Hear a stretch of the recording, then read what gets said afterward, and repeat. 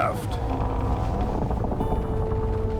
Atlas, remind me, why do you keep scrambling up there?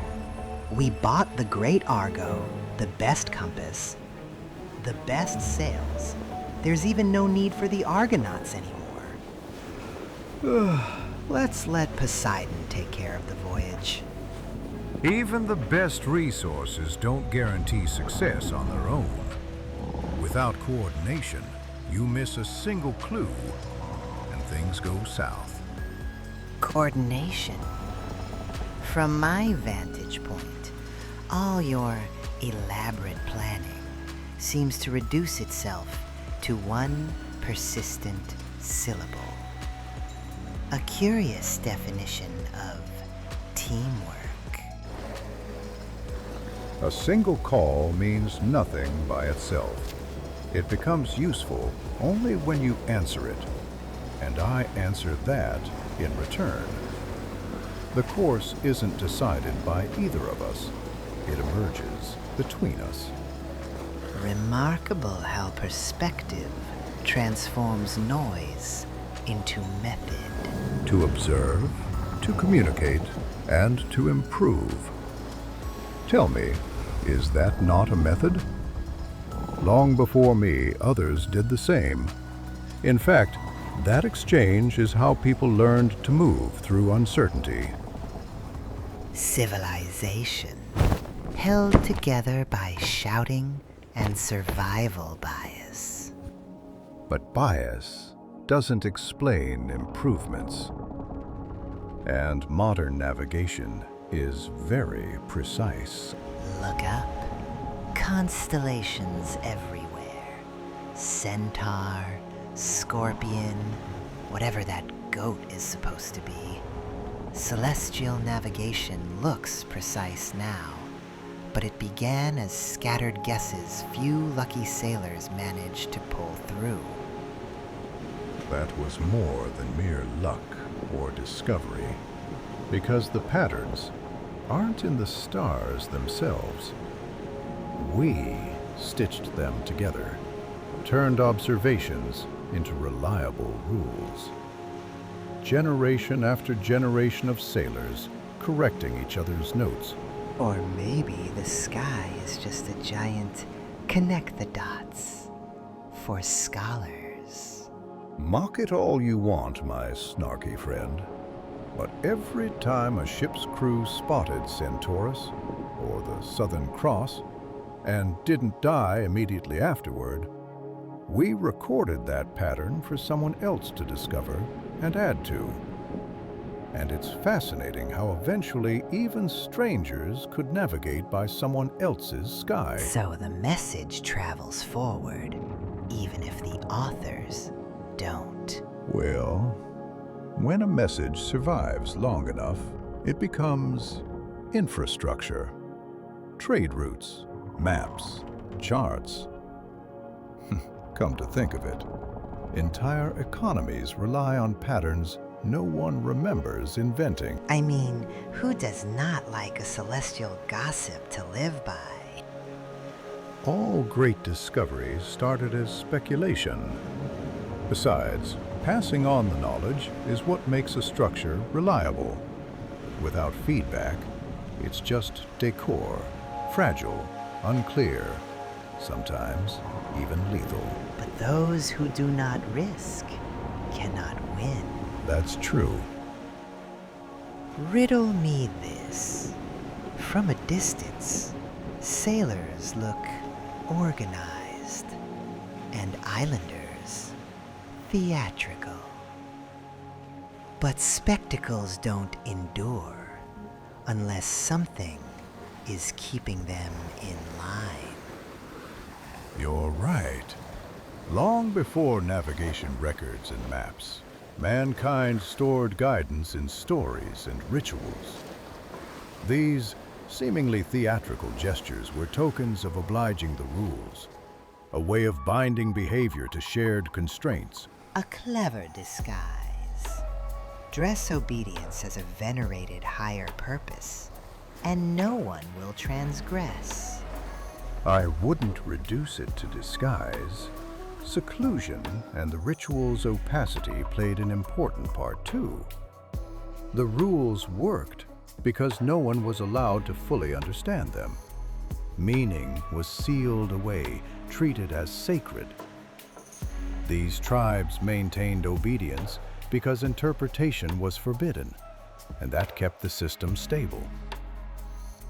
So the power wasn't in the rule itself, but in the fact that no one was allowed to question it? That's right. Sacredness acted as a constraint, a lock against improvisation and reinterpretation, and therefore against drift. That rigidity kept the group coherent, helped with avoiding internal conflict, even when no one could explain why such rules existed. A self-correcting system where no one has any idea what's being corrected, and no one ever stopped to ask why? They simply didn't need to understand. The system carried the wisdom of memory for them. What mattered was making these survival rules non-negotiable. Meaning could fade, but enforcement couldn't waver. So the meaning fades, but the punishment stays. How reassuring. It may indeed sound harsh. But then again, such unwavering restrictions helped early societies stabilize food, violence, and cooperation long before law or conscience took over. Sure, unexplained limitations might work for villages and clans, but I wonder what happens when intimidating obligations are stretched across cities and empires. As societies grew, the same regulations became stricter, formalized, amplified. And when formal limitations no longer held power over the masses, authorities took drastic measures to maintain public order. Ah, I see. The harsh lessons travel faster than explanations ever could. Indeed. And Romans learned such a lesson the hard way in 186 BC, when the Bacchanalia tried to roam free. At least the Dionysian Greeks were more civilized and used a literary simulation of violation and consequence. A great observation.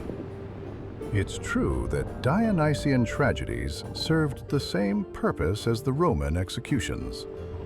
They contained behavioral feedback, disguised as entertainment. Oedipus, for instance, he didn't know he committed patricide and incest.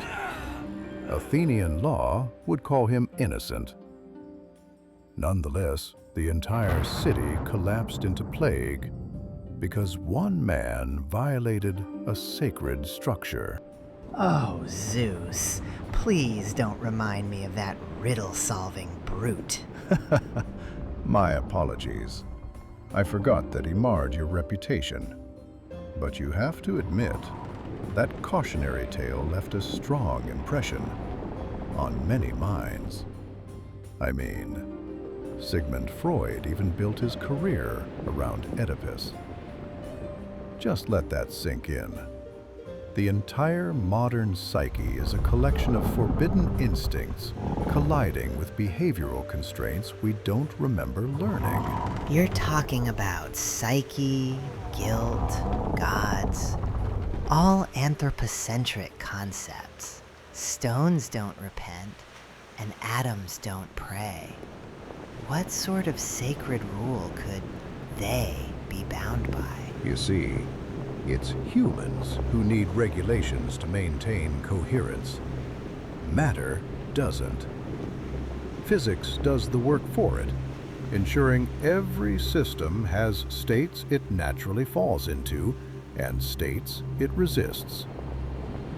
Are you saying that for them, no rules are imposed and the system simply resets to default states by itself? That's right. The sea, for instance, doesn't invent unlimited new forms as conditions change. It can weaken its own disturbance and settle back toward a default ground state, liquid, vapor, or ice. If heat drains away, motion slows, and water starts to lock into crystalline patterns. But when ice forms, it releases heat, which warms the surrounding areas and slows further freezing. Thank you for the chemistry lesson, Mendeleev. Come again. How is that similar to the behavior observed in humankind? The similarity is structural. Both physical and human systems must return to stable states to remain intact. The difference is that nature obeys its constraints silently, while humans encode theirs in stories and laws. So the ground state preserves order, like a sacred postulate, but for non-living systems? Isn't that a bit of a stretch? They are more similar than you might think.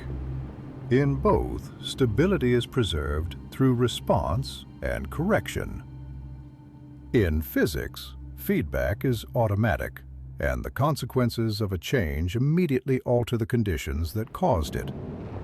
In societies, it emerges through resistance, negotiation, and pushback across time. But what if feedback isn't enough, and the system can't pull itself back?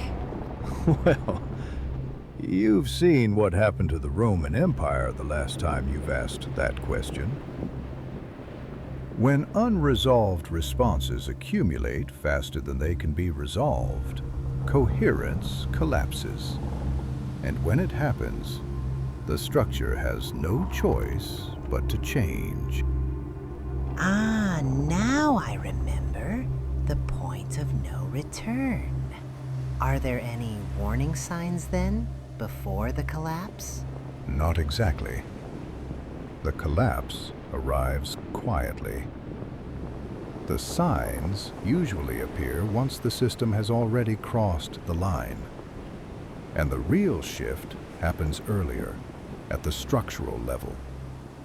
Then I fail to see the point of knowing any of this.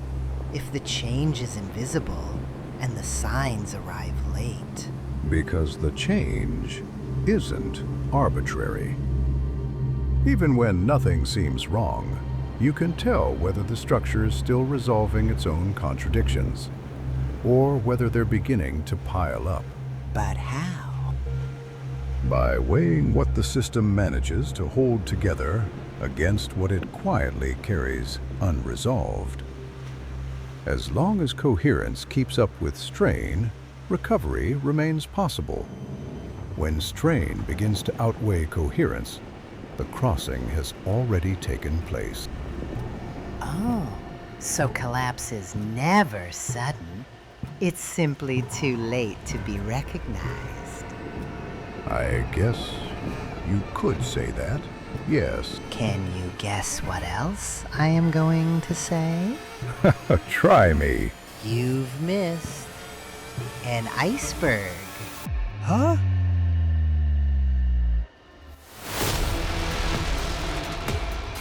Oh no!